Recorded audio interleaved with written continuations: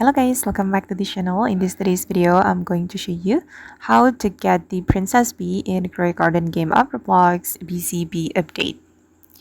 Okay, let's get into it guys. Basically, the Princess Bee is a bee from the Mythical Bee Egg.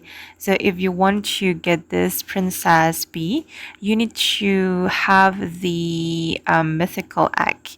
And you can buy the egg from here. Right here, but it's rare, so maybe you need to wait a little longer to buy the mythical bee egg. And let me show you the bee eggs index.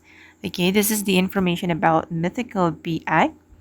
All right, you will have 4% chance to get the princess bee from hatching the mythical bee egg. So it's rare guys, but it's so powerful. I'm going to go back to my garden, and this is the bee, the princess bee. This one, the one who has a crown. And let me show you the ability. Basically, it can increase the pollination quality, increase the, yeah, make the pollination stronger.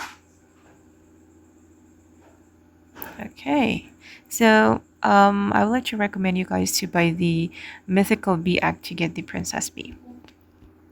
Okay, that's all about the Princess Bee and Grow Garden game of Roblox BCB update. I hope this video will be useful for you. Thank you so much for watching and bye!